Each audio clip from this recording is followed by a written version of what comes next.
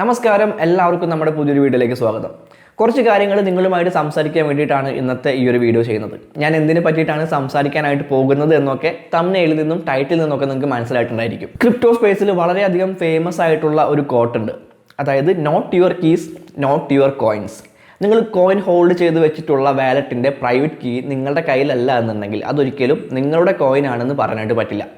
പെട്ടെന്ന് മനസ്സിലാകുന്ന രീതിയിൽ ഒരു എക്സാമ്പിൾ പറയാം. നിങ്ങൾ ബാങ്കിൽ ഒരു അക്കൗണ്ട് തുടങ്ങി കുറച്ച് പൈസ അതിൽ നിക്ഷേപിക്കുകയാണ് എന്നുണ്ടെങ്കിൽ അതൊരിക്കലും നിങ്ങളുടെ പൈസയാണ് എന്ന് പൂർണ്ണമായിട്ടും പറയാൻ സാധിക്കില്ല. കാരണം ആ ബാങ്ക് എന്തെങ്കിലും പൂട്ടി പോവുകയാണ് എന്നുണ്ടെങ്കിൽ നിങ്ങളുടെ പൈസയും പോയി എന്ന് വേണമെങ്കിൽ പറയാനായിട്ട് പറ്റും. ഇനി ബാങ്ക് പൂട്ടി പോകേണ്ട ആവശ്യമില്ല. ആ ബാങ്കിൻ്റെ അനുവാദമില്ലാതെ നിങ്ങളുടെ പൈസയിൽ നിങ്ങൾക്കൊന്നും തൊടാൻ പോലും പറ്റില്ല. അതുകൊണ്ട് തന്നെ ഒരു ബാങ്കിൽ നിക്ഷേപിച്ചിട്ടുള്ളത് നമ്മുടെ പൈസയാണ് നമുക്ക് എങ്ങനെയാണ് പൂർണ്ണമായിട്ടും പറയാനായിട്ട് പറ്റുക. ഇനി ആ പൈസ ബാങ്കിലല്ല നിങ്ങളുടെ കയ്യിലുള്ള നിങ്ങളുടെ പേഴ്സിലാണ് എന്നുണ്ടെങ്കിൽ സെൻട്രലൈസ്ഡ് സിസ്റ്റത്തിൻ്റെ ഒരു നാച്ചർ വെച്ച് നോക്കുകയാണ് എന്നുണ്ടെങ്കിൽ നമുക്ക് പൂർണ്ണമായിട്ടും നമ്മുടെ പൈസ തന്നെയാണ് എന്ന് പറയാനായിട്ട് പറ്റില്ല.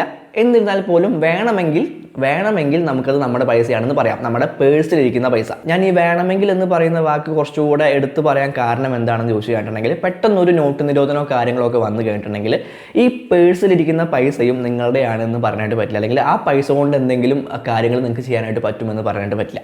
അപ്പോൾ സെൻട്രലൈസ്ഡ് ആയിട്ടുള്ള സിസ്റ്റത്തിന് ഇതുപോലുള്ള ഒരുപാട് പ്രശ്നങ്ങളുണ്ട് എന്ന് നമ്മൾ കഴിഞ്ഞ എല്ലാ വീഡിയോകളിലും റിപ്പീറ്റ് ചെയ്ത് പറഞ്ഞു വരാറുള്ളൊരു കാര്യമാണ്. ഇനി ക്രിപ്റ്റോ കറൻസിയുടെ കാര്യം എടുത്ത് നോക്കുകയാണ് എന്നുണ്ടെങ്കിൽ ഞാൻ ആദ്യം പറഞ്ഞ ആ not your keys not your coins എന്ന് പറയുന്ന ആ ഒരു കോട്ട് വളരെയധികം പ്രസക്തമാകുന്നത് പല സന്ദർഭങ്ങളിലും നമുക്ക് കാണാനായിട്ട് സാധിക്കുന്നുണ്ട്. ഏറ്റവും ലേറ്റസ്റ്റ് ആയിട്ട് നടന്നിട്ടുള്ള വോൾഡ് എന്ന് പറയുന്ന ക്രിപ്റ്റോ കറൻസി എക്സ്ചേഞ്ചുമായിട്ട് ബന്ധപ്പെട്ടിട്ടുള്ള കാര്യങ്ങൾ നോക്കുകയാണ് എന്നുണ്ടെങ്കിൽ തീർച്ചയായിട്ടും ഈ ഒരു കോട്ടിൻ്റെ പ്രസക്തി നമുക്ക് കൂടുതൽ മനസ്സിലാകുന്നത് കാണാനായിട്ട് പറ്റും. അപ്പോൾ തീർച്ചയായിട്ടും ക്രിപ്റ്റോ കറൻസികൾ നമ്മൾ ഹോൾഡ് ചെയ്ത് വെക്കുന്ന അല്ലെങ്കിൽ നമ്മൾ സ്റ്റോർ ചെയ്ത് വെക്കുന്ന എക്സ്ചേഞ്ചുകളുടെ കാര്യത്തിലും അതുപോലെ തന്നെ വാലറ്റുകളുടെ കാര്യത്തിലും നമ്മൾ തീർച്ചയായിട്ടും ശ്രദ്ധിക്കേണ്ടതുണ്ട്. അപ്പോൾ അതിനെ പറ്റിയിട്ടുള്ള കാര്യങ്ങളൊക്കെ ആയിരിക്കും നമ്മൾ ഇന്നത്തെ ഈ ഒരു വീഡിയോയിൽ തുടർന്ന് അങ്ങോട്ട് പറയാനായിട്ട് പോകുന്നത്. അധികം സമയമൊന്നും കളയണ്ട, നേരെ വീഡിയോയിലേക്ക് കിടക്കാം.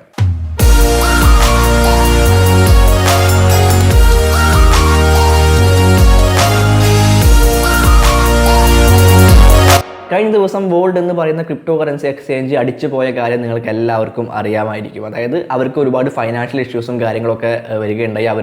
അവർ സപ്പോർട്ട് ചെയ്തുകൊണ്ടിരുന്ന കമ്പനികൾക്കും ഇതുപോലുള്ള ഒരുപാട് ഫൈനാൻഷ്യൽ ആയിട്ടുള്ള ഒരുപാട് ഇഷ്യൂസ് വരികയും അവർ ഇൻവെസ്റ്റേഴ്സിൻ്റെ പൈസ എല്ലാം തന്നെ അവിടെ ഹോൾഡ് ചെയ്ത് വെക്കുകയും അവർക്കത് വിഡ്രോ ചെയ്യാനോ അല്ലെങ്കിൽ കൂടുതൽ എമൗണ്ട് അതിലേക്ക് ഡെപ്പോസിറ്റ് ചെയ്യാനോ സാധിക്കാത്ത ഒരു രീതിയിൽ അവർ വിഡ്രോവൽസും ഡെപ്പോസിറ്റും എല്ലാം തന്നെ സസ്പെൻഡ് ചെയ്യുകയും ചെയ്യുന്ന ഒരു അവസ്ഥ ഉണ്ടായിട്ടുണ്ടായിരുന്നു. ഒരുപാട് പേര് ഈ ഒരു ക്രിപ്റ്റോ കറൻസി എക്സ്ചേഞ്ച് പ്രൊമോട്ട് ചെയ്യുന്നുണ്ടായിരുന്നു, ഒരുപാട് പേര് അതിൽ ഇൻവെസ്റ്റ് ചെയ്തിട്ടുണ്ടായിരുന്നു. ശരിക്കും പറഞ്ഞിട്ടുണ്ടെങ്കിൽ ഇതിൽ ഇൻവെസ്റ്റ് ചെയ്തവരെയോ അല്ലെങ്കിൽ ഇത് പ്രൊമോട്ട് ചെയ്തവരെയോ ആരെയും നമുക്ക് കുറ്റം പറയാനായിട്ട് പറ്റില്ല. കാരണം വോൾഡ് എന്ന് പറയുന്നത് അവർ ആ ഒരു പ്രൊമോഷൻ നടത്തുമ്പോൾ അല്ലെങ്കിൽ നമ്മൾ ആ ഒരു ഇൻവെസ്റ്റ്മെൻറ്റ് അതിൽ നടത്തുമ്പോഴോ ശരിക്കും നല്ലൊരു എക്സ്ചേഞ്ച് തന്നെയായിരുന്നു. നല്ലൊരു എക്സ്ചേഞ്ച് ഒന്നും പൂർണ്ണമായിട്ടും പറയാനായിട്ട് പറ്റില്ലെങ്കിലും ഒരു സ്റ്റാർട്ടപ്പ് എന്നുള്ള നിലയിൽ അത് അത്യാവശ്യം ഗ്രോ ചെയ്യാനായിട്ട് സാധ്യതയുണ്ട് എന്ന് നമ്മൾ പലരും വിശ്വസിച്ചിരുന്ന ഒരു എക്സ്ചേഞ്ച് തന്നെയായിരുന്നു. അപ്പോൾ അതുകൊണ്ട് തന്നെ അത് പ്രൊമോട്ട് ചെയ്ത ആളുകൾക്ക് ഒരിക്കലും ഇത് കുറച്ച് നാളുകൾ കഴിയുമ്പോൾ ഇത് പൂട്ടാനായിട്ട് സാധ്യതയുണ്ട് എന്ന് പൂർണ്ണമായിട്ടും പറയാനായിട്ട് സാധിക്കില്ല. അത് പൂട്ടാനായിട്ടുള്ള കാരണം അത് നടത്തിക്കൊണ്ടിരിക്കുന്ന ആളുകളുടെ എന്തെങ്കിലും രീതിയിലുള്ള ശ്രദ്ധ അല്ലെങ്കിൽ അവരുടെ എന്തെങ്കിലും പ്ലാനിങ്ങുകളിൽ തെറ്റ് സംഭവിക്കുക അല്ലെങ്കിൽ അവർക്ക് എന്തെങ്കിലും രീതിയിലുള്ള അവരുടെ ബിസിനസ്സുമായിട്ട് ബന്ധപ്പെട്ടിട്ടുള്ള എന്തെങ്കിലും രീതിയിലുള്ള പോരായ്മകളോ അല്ലെങ്കിൽ എന്തെങ്കിലും രീതിയിലുള്ള മിസ്റ്റേക്കുകൾ സംഭവിക്കുമ്പോഴായിരിക്കും ആ ഒരു ബിസിനസ് പൂട്ടി പോകുന്നത്. അതുപോലെ തന്നെയാണ് ഈ ഒരു വോൾഡ് എന്ന് പറയുന്ന ക്രിപ്റ്റോ കറൻസി എക്സ്ചേഞ്ചിന് സംഭവിച്ചിട്ടുള്ളത്. ഫൈനാൻഷ്യൽ ഇഷ്യൂസ് എന്ന് പറയുന്നത് ഏതൊരു കമ്പനിക്കും എപ്പോൾ വേണമെങ്കിലും സംഭവിക്കാവുന്ന ഒരു കാര്യം തന്നെയാണ്. അപ്പോൾ അതുകൊണ്ട് തന്നെ ആ വോൾഡ് ക്രിപ്റ്റോ കറൻസി എക്സ്ചേഞ്ചുകാർ ഒരു ഉഡായിപ്പായിരുന്നു. അവർ ആളുകളുടെ പൈസയും കൊണ്ട് മുങ്ങിപ്പോയി എന്ന് നമുക്ക് ഒരിക്കലും പറയാനായിട്ട് പറ്റില്ല. കാരണം അവരെവിടെയും പോയിട്ടില്ല, നമ്മുടെ ഫണ്ട് അവിടെ തന്നെ ഉണ്ടായിരിക്കും. നമുക്കത് വിഡ്രോ ചെയ്യാനും അതുപോലെ തന്നെ അതിൽ ഡെപ്പോസിറ്റ് ചെയ്യാനും അല്ലെങ്കിൽ ആ ഫണ്ട് നമുക്ക് തൊടാനായിട്ട് സാധിക്കില്ല എന്നുള്ള പ്രശ്നം മാത്രമേ ഇപ്പോൾ ഉള്ളൂ. അവരത് എന്തെങ്കിലും രീതിയിലുള്ള കാര്യങ്ങൾ പരിഹാരങ്ങൾ അവർ കൊണ്ടുവരുമെന്ന് തന്നെ വിചാരിക്കുകയാണ്. നമുക്ക് നോക്കാം എന്താണ് സംഭവിക്കാനായിട്ട് പോകുന്നതെന്ന്.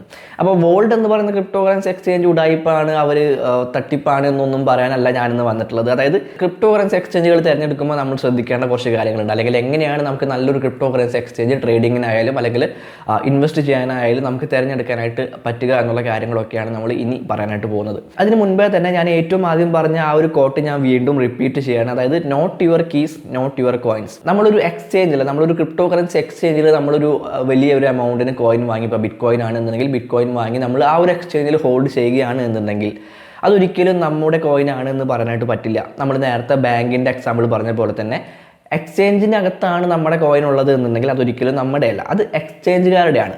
അവിടെ നിന്ന് നമ്മളൊരു വാലറ്റിലേക്ക് പ്രൈവറ്റ് കീ നമ്മുടെ കയ്യിൽ മാത്രമുള്ള ഒരു വാലറ്റിലേക്ക് ആ കോയിൻ മാറ്റുകയാണ് എന്നുണ്ടെങ്കിൽ അത് നമ്മുടെ മാത്രം കോയിൻ ആണെന്ന് പറയാനായിട്ട് പറ്റും. അപ്പോൾ സെൻട്രലൈസ്ഡ് ആയിട്ടുള്ള എക്സ്ചേഞ്ചുകളുമായിട്ട് ബന്ധപ്പെട്ടിട്ട് ഉള്ള കാര്യങ്ങളൊന്നും തന്നെ ക്രിപ്റ്റോ കറൻസി മാത്രമല്ല ഏതൊരു കാര്യമായാലും പൂർണ്ണമായിട്ടും നമ്മുടെ മാത്രം എന്ന് നമുക്ക് പറയാനായിട്ട് പറ്റില്ല. അതിൻ്റെ പൂർണ്ണമായിട്ടുള്ള കൺട്രോളും ആ ഒരു സെൻട്രലൈസ്ഡ് എക്സ്ചേഞ്ചിനായിരിക്കും. അപ്പോൾ ക്രിപ്റ്റോ കറൻസികൾ സേഫ് ആയിട്ട് സൂക്ഷിക്കണം എന്ന് താല്പര്യമുള്ള അല്ലെങ്കിൽ ആഗ്രഹിക്കുന്ന ആളുകളാണ് എന്നുണ്ടെങ്കിൽ എക്സ്ചേഞ്ചുകളിൽ നിന്നും വാലറ്റുകളിലേക്ക് നിങ്ങളുടെ കോയിൻസ് മാറ്റുന്നത് നന്നായിരിക്കും.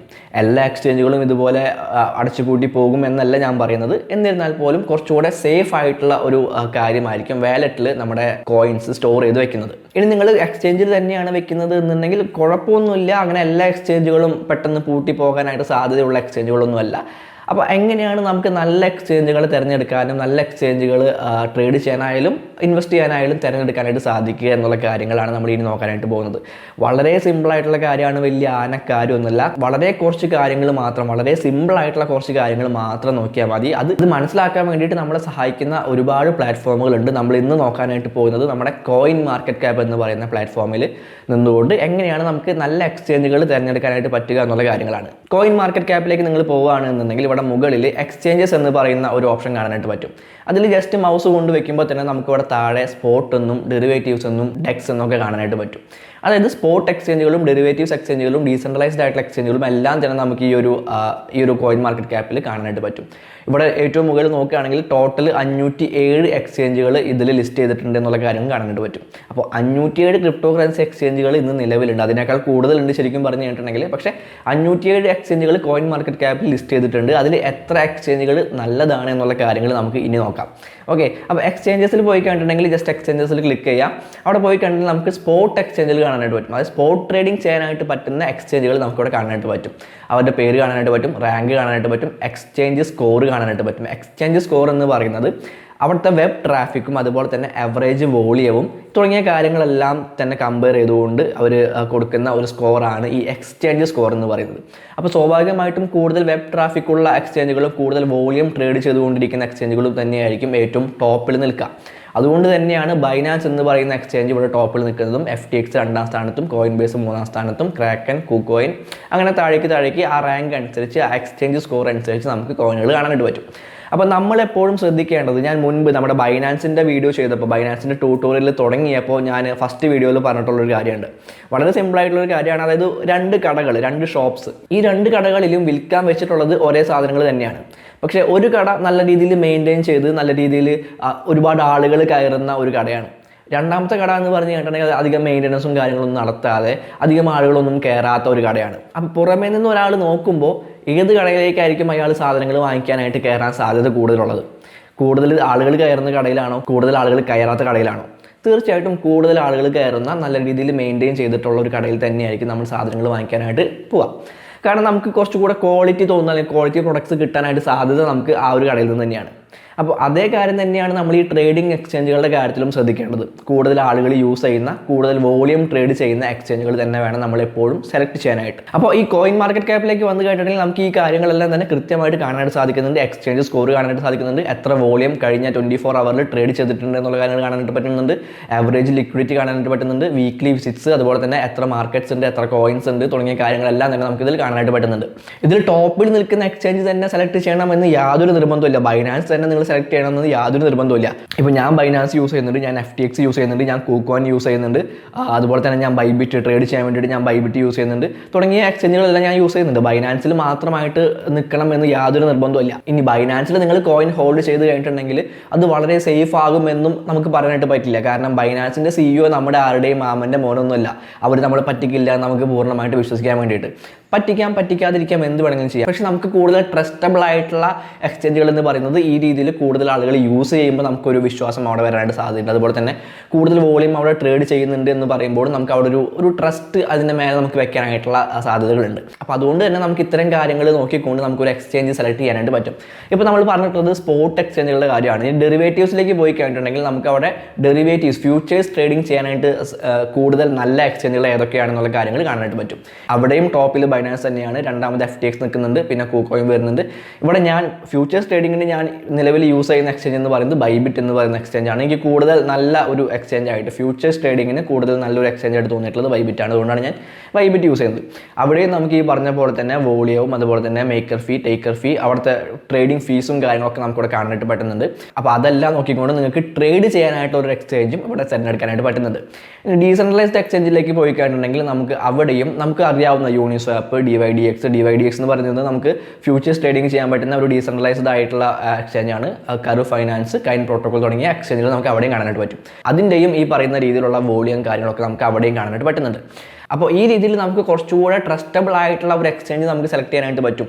ഇനി നമുക്കിപ്പോൾ ഈ അടുത്ത് പൂട്ടി പോയിട്ടുള്ള വോൾഡ് എന്ന് പറയുന്ന എക്സ്ചേഞ്ചിൻ്റെ ഈ എക്സ്ചേഞ്ച് സ്കോറും കാര്യങ്ങളൊക്കെ എത്രയാണ് നമുക്ക് ജസ്റ്റ് നോക്കാം. വോൾഡ് എവിടെയാണ് കിടക്കുന്നത് എനിക്കറിയില്ല, നമുക്ക് ആ ഒരു ആൽഫബറ്റ് ഓർഡറിൽ തന്നെ നമുക്ക് നോക്കാം. ഓക്കെ, നമ്മുടെ വോൾഡ് എന്ന് പറയുന്ന എക്സ്ചേഞ്ച് കിടക്കുന്നത് 295-ാം സ്ഥാനത്താണ്. 0.1 ആണ് അതിൻ്റെ എക്സ്ചേഞ്ച് സ്കോർ വരുന്നത്. ഓക്കെ, അപ്പോൾ വോൾഡ് എന്ന് പറയുന്ന എക്സ്ചേഞ്ച് ഇതിന് മുൻപ് യൂസ് ചെയ്യാനായിട്ട് തുടങ്ങുന്നതിന് മുൻപ് എത്ര പേര് ഇത് നോക്കിയിട്ടുണ്ടാവും എന്ന് എനിക്കറിയില്ല. തീർച്ചയായിട്ടും ഒരു എക്സ്ചേഞ്ച് സ്കോർ 3ക്ക് താഴെ തന്നെയായിരിക്കും വോൾഡ് ആ സമയത്ത് നിന്നിട്ടുണ്ടായിരിക്കുക. ഇപ്പോൾ അത് റെക്റ്റ് ആയതുകൊണ്ട് തന്നെ അതിൻ്റെ എക്സ്ചേഞ്ച് സ്കോർ വളരെ വലിയ രീതിയിൽ താഴേക്ക് വന്നിട്ടുണ്ട്. ഇനി നമ്മൾ മുൻപ് പറഞ്ഞിട്ടുള്ള വാസ്ട്രിക്സ് എന്ന് പറയുന്ന എക്സ്ചേഞ്ച് നോക്കിക്കഴിഞ്ഞിട്ടുണ്ടെങ്കിൽ 74 റാങ്കിലാണ് വാസ്ട്രിക്സ് നിൽക്കുന്നത്. 4.3 ആണ് അതിൻ്റെ എക്സ്ചേഞ്ച് സ്കോർ വരുന്നത്. വാസ്ട്രിക്സും ഈ പറഞ്ഞ രീതിയിൽ ഒരുപാട് വെല്ലുവിളികൾ നിലവിൽ ഈ ഒരു TDSും ടാക്സും ഒക്കെ വന്നതിന് ശേഷം ഒരുപാട് വെല്ലുവിളികൾ നേരിടാൻ സാധ്യതയുള്ള ഒരു എക്സ്ചേഞ്ച് ആണ്. എനിക്ക് തോന്നുന്നത് വാസ്ട്രിക്സിലും ഇനി ഒരുപാട് പ്രശ്നങ്ങൾ വരാനായിട്ട് സാധ്യതയുണ്ട്. നമ്മൾ ഇൻവെസ്റ്റേഴ്സിന് അല്ലെങ്കിൽ ട്രേഡേഴ്സ് ആരും വാസ്ട്രിക്സ് യൂസ് ചെയ്യാറുണ്ടെന്ന് എനിക്ക് തോന്നുന്നില്ല. ഇൻവെസ്റ്റേഴ്സിനെ കാര്യമായിട്ട് ബാധിക്കാൻ സാധ്യതയുള്ള കാര്യങ്ങൾ വാസ്ട്രിക്സിൽ സംഭവിക്കാനായിട്ട് സാധ്യതയുണ്ട് എന്ന് എനിക്ക് പേഴ്സണലായിട്ട് തോന്നുന്നുണ്ട്. അറിയില്ല എങ്ങനെയാണ് സംഭവിക്കാനായിട്ട് പോകുന്നത്, നമുക്ക് നോക്കാം. ഓക്കെ, അപ്പോൾ ഈ രീതിയിൽ നമുക്ക് എക്സ്ചേഞ്ചുകളെ പറ്റിയിട്ടുള്ള കാര്യങ്ങൾ മനസ്സിലാക്കാനായിട്ട് വളരെയധികം ഹെൽപ്പ് ചെയ്യുന്ന ഒരു പ്ലാറ്റ്ഫോം തന്നെയാണ് കോയിൻ മാർക്കറ്റ് ക്യാപ്പ്. ഈ കോയിൻ മാർക്കറ്റ് ക്യാപ്പിൻ്റെ പ്രൊമോഷൻ വീഡിയോ ഒന്നും അല്ല കേട്ടോ ഇത്. അങ്ങനെ ആരും തെറ്റിദ്ധരിക്കേണ്ട. നമ്മൾ ഏറ്റവും കൂടുതൽ നമുക്ക് ഹെൽപ്ഫുൾ ആവുന്ന ഒരു പ്ലാറ്റ്ഫോം അതിനെ പറ്റിയിട്ടുള്ള കാര്യങ്ങൾ കൂടുതൽ പറഞ്ഞു എന്ന് മാത്രം, അല്ലാതെ ഇത് സ്പോൺസേഡ് വീഡിയോ ഒന്നുമല്ല. അപ്പോൾ നിങ്ങൾക്ക് കാര്യങ്ങൾ ഏകദേശം മനസ്സിലായി എന്ന് വിചാരിക്കുകയാണ്. നമുക്ക് ഏത് രീതിയിലാണ് ഒരു എക്സ്ചേഞ്ച് സെലക്ട് ചെയ്യാനായിട്ട് പറ്റുക, അല്ലെങ്കിൽ നമ്മൾ കോയിൻസ് എക്സ്ചേഞ്ചിൽ സ്റ്റോർ ചെയ്ത് വെക്കുന്നത് എപ്പോഴും സേഫ് ആണോ, നമ്മൾ വാലറ്റിലാണോ കൂടുതൽ സേഫ് ആയിട്ട് കോയിൻസ് ഹോൾഡ് ചെയ്ത് വെക്കേണ്ടത് തുടങ്ങിയ കാര്യങ്ങളെല്ലാം തന്നെ നിങ്ങൾക്ക് മനസ്സിലായിട്ടുണ്ടെന്ന് വിചാരിക്കുകയാണ്. അപ്പോൾ ഇത്രയും കാര്യങ്ങൾ തന്നെയാണ് ഞാൻ ഈ ഒരു വീഡിയോയിലൂടെ നിങ്ങളുമായിട്ട് പറയാനായിട്ട് ഉദ്ദേശിച്ചിട്ടുള്ളത്. സോ വീഡിയോ ഇഷ്ടപ്പെട്ടിട്ടുണ്ടെങ്കിൽ തീർച്ചയായിട്ടും വീഡിയോ ലൈക്ക് ചെയ്യണം. കൂടുതൽ ആളുകളിലേക്ക് നമ്മുടെ യൂട്യൂബ് അൽഗോരിതത്തിന് നമ്മുടെ വീഡിയോസ് എത്തിച്ചു കൊടുക്കാൻ ഏറ്റവും കൂടുതൽ സഹായിക്കുന്നത് നിങ്ങളുടെ ലൈക്കുകളായിരിക്കും. അടുത്തൊരു വീഡിയോയിൽ കാണാം.